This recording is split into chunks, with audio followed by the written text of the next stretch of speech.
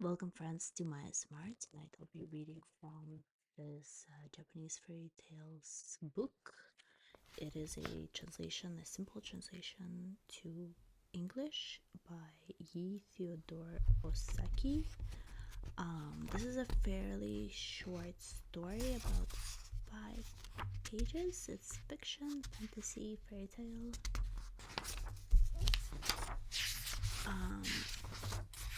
The story is called the Tongue-Cut Sparrow. Let's get started. Long, long ago in Japan, there lived an old man and his wife. The old man was a good, kind-hearted, hard-working old fellow, but his wife was a regular crosspatch who spoiled the happiness of her home by her scolding tongue. She was always grumbling about something from morning to night. The old man had for a long time ceased to take any notice of her crossness.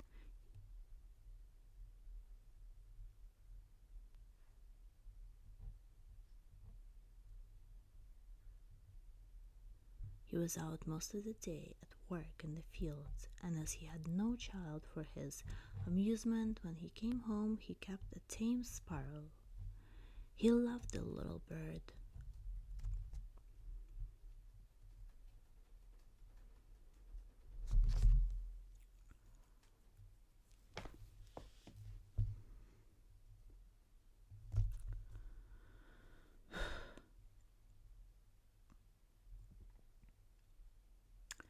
He was out most of the day at work in the fields, and as he had no child for his amusement, when he came home he kept a tame sparrow.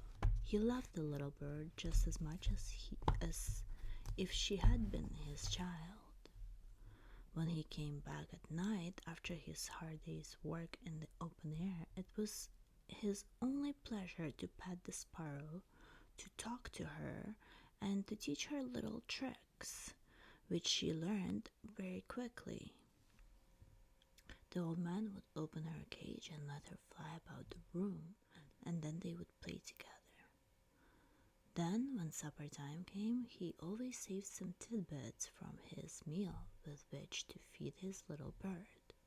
Now one day the old man went out to chop wood in the forest, and the old woman stopped at home to wash clothes. The day before she had made some starch, and now when she came to look for it, it was all gone. The bowl which she had filled full yesterday was quite empty. While she was wondering who could have used or stolen the starch, down flew the pet sparrow, and bowing her little feathered head, a trick which she had been taught by her master, the pretty bird chirped and said, "It is I who have taken the starch. I thought it was some food put out for me in that basin, and I ate it all. If I have made a mistake, I beg you to forgive me. Tweet, tweet, tweet, tweet." You see from this that the sparrow was a truthful bird, and the old woman ought to have been willing to forgive her at once when she asked her pardon so nicely. But not so. The old woman had never loved the sparrow, and had often quarreled with her husband for keeping what she called a dirty bird about the house, saying that it only made extra work for her. Now she was only too delighted to have some cause of complaint against the pet. She scolded and even cursed the poor little bird for her bad behavior, and not content with using these harsh, unfeeling words, in a fit of rage she seized the sparrow, who all this time had spread out her wings and bowed her head before the old woman, to show how sorry she was, and fetched the scissors and cut off the poor little bird's tongue. "I suppose you took my starch with that tongue. Now you may see what it is like to go without it." And with these dreadful words she drove the bird away, not caring at least what might happen to it, and without the smallest pity for its suffering, so unkind was she. The old woman, after she had driven the sparrow away, made some more rice paste, grumbling all the time at the trouble, and after starching all her clothes, spread the things on boards to dry in the sun instead of ironing them as they do in England. In the evening, the old man came home. As usual, on the way back, he looked forward to the time when he should reach his gate and see his pet come flying and chirping to meet him, ruffling out her feathers to show her joy, and at last coming to rest on his shoulder. But tonight the old man was very disappointed, for not even the sparrow, not even the shadow of his dear sparrow, was to be seen. He quickened his steps, hastily drew off his straw sandals, and stepped on to the veranda. Still no sparrow was to be seen. He now felt sure that his wife, in one of her cross tempers, had shut the sparrow up in its cage. So he called her and said anxiously, "Where is Suzumi-san, Miss Sparrow, today?" The old woman pretended not to know at first and answered, "Your sparrow? I'm sure I don't know. Now I come to think of it, I haven't seen her all the afternoon. I shouldn't wonder if the ungrateful bird had flown away and left you after all your petting." But at last, when the old man gave her no peace, but asked her again and again, insisting that she must know what had happened to his pet, she confessed it all. She told him crossly how the sparrow had eaten the rice paste she had specially made for starching her clothes, and how, when the sparrow had confessed to what she had done, in great anger she had taken her scissors and cut out her tongue, and how finally she had driven the bird away and forbidden her to return to the house again. Then the old woman showed her husband the sparrow's tongue, saying, "Here's the tongue I cut off. Horrid little bird, why did it eat all my starch?" "How could you be so cruel? Oh, how could you be so cruel?" was all that the old man could answer. He was too kind-hearted to punish his shrew of a wife, but he was terribly distressed at what had happened to his poor little sparrow. "What a dreadful misfortune for my poor Suzumi-san to lose her tongue," he said to himself. "She won't be able to chirp any more, and surely the pain of the cutting of it out in that rough way must have made her ill. Is there nothing to be done?" The old man shed many tears after his cross wife had gone to sleep. While he wiped away the tears with the sleeve of his cotton robe, a bright thought comforted him. He would go and look for the sparrow on the morrow. Having decided this, he was able to go to sleep at last. The next morning he rose early, as soon as ever the day broke, and snatching a hasty breakfast started out over the hills, through the woods, stopping at every clump of bamboos to cry, "Where, oh where does my tongue-cut sparrow stay? Where, oh where does my tongue-cut sparrow stay?" He never stopped to rest for his noonday meal, and it was far on in the afternoon when he found himself near a large bamboo wood. Bamboo groves are the favorite haunts of sparrows, and there, sure enough, at the edge of the wood, he saw his own dear sparrow waiting to welcome him. He could hardly believe his eyes for joy and ran forward quickly to greet her. She bowed her little head and went through a number of the tricks her master had taught her to show her pleasure at seeing her old friend again, and wonderful to relate, she could talk as of old. The old man told her how sorry he was for all that had happened, and inquired after her tongue, wondering how she could speak so well without it. Then the sparrow opened her beak and showed him that a new tongue had grown in place of the old one, and begged him not to think any more about the past, for she was quite well now. Then the old man knew that his sparrow was a fairy, and no common It would be difficult to exaggerate the old man's rejoicing now. He forgot all his troubles. He forgot even how tired he was, for he had found his lost sparrow, and instead of being ill and without a tongue, as he had feared and expected to find her, she was well and happy. And with a new tongue, and without a sign of the ill treatment she had received from his wife. And above all, she was a fairy. The sparrow asked him to follow her, and flying before him, she led him to a beautiful house in the heart of the bamboo grove. The old man was utterly astonished when he entered the house to find what a beautiful place it was. It was built of the whitest wood. The softer colored mats, which took the place of carpets, were the finest he had ever seen, and the cushions that the sparrow brought out for him to sit on were made of the finest silk and crepe. Beautiful vases and lacquer boxes adorned the tokonoma of every room.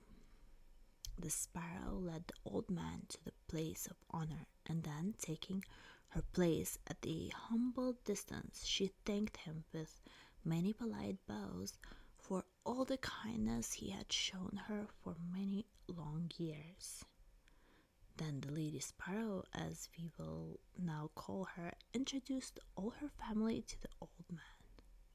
This done, her daughters, robed in dainty crepe gowns, brought in on beautiful old-fashioned trays a feast of all kinds of delicious food, till the old man began to think he must be dreaming.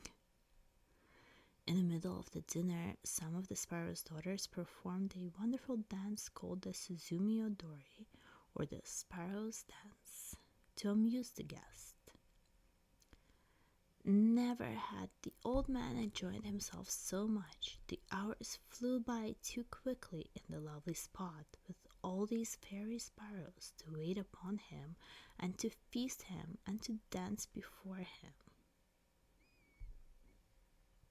But the night came on, and the darkness reminded him that he had a long way to go, and must think about taking his leave and return home.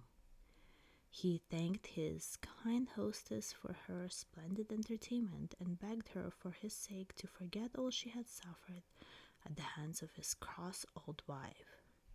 He told the lady sparrow that it was a great comfort and happiness to him to find her in such a beautiful home, and to know that she wanted for nothing. It was his anxiety to know how she fared and what had really happened to her that had led him to seek her. Now he knew that all was well. He could return home with a light heart.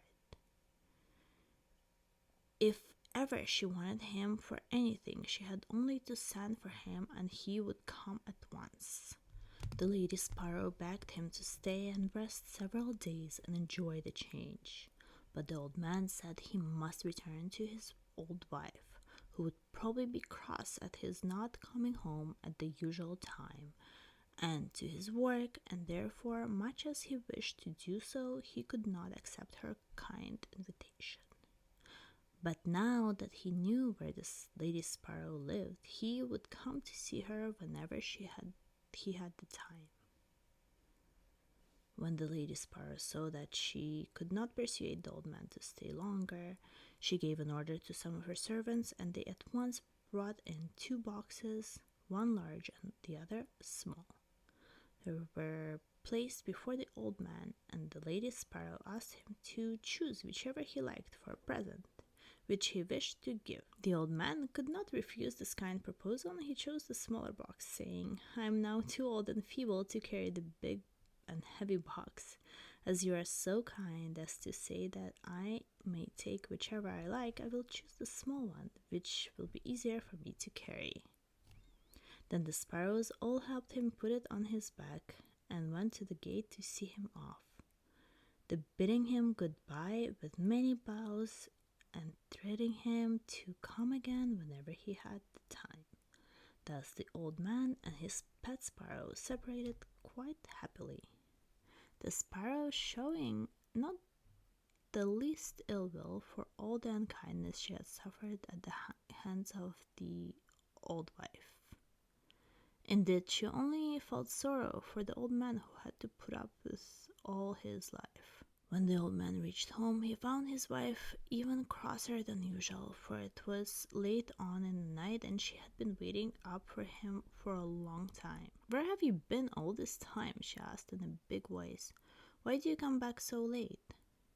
The old man tried to pacify her by showing her the box of presents he had brought back with him.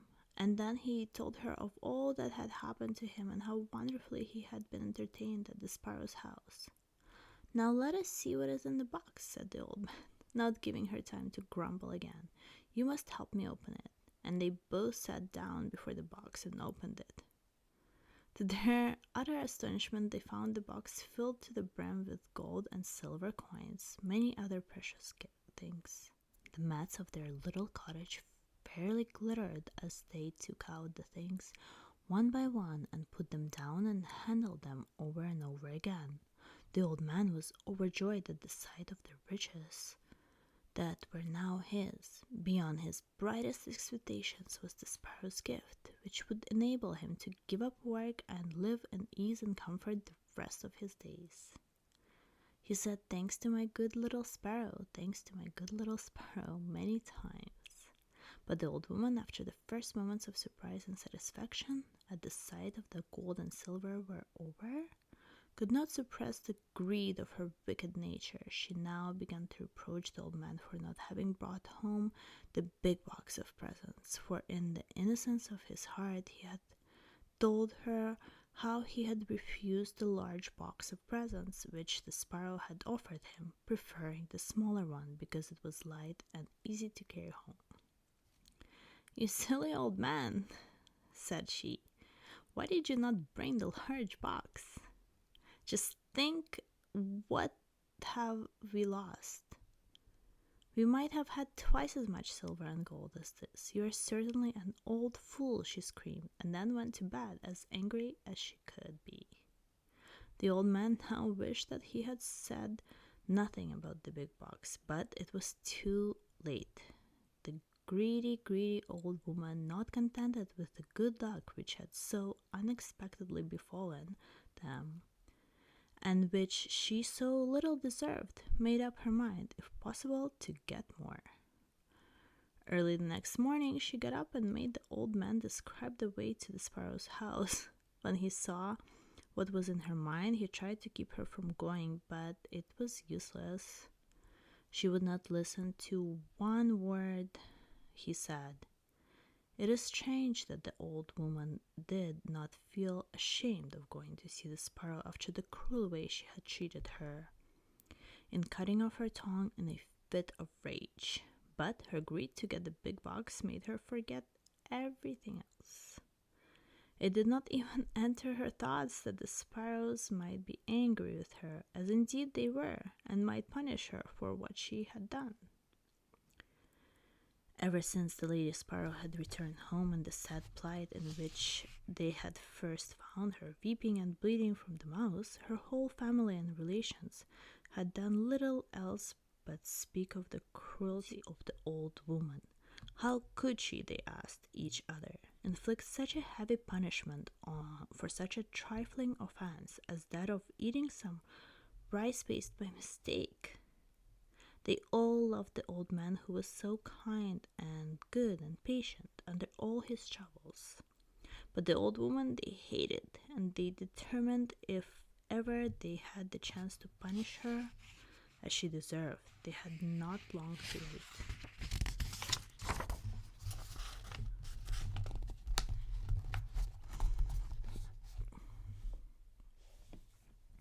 After walking for some hours, the old woman had at last found the bamboo grove which she had made her husband carefully describe, and now she stood before it, crying out, "Where is the Tonue-Cut Sparrow's house? Where is the Tonue-Cut Sparrow's house?"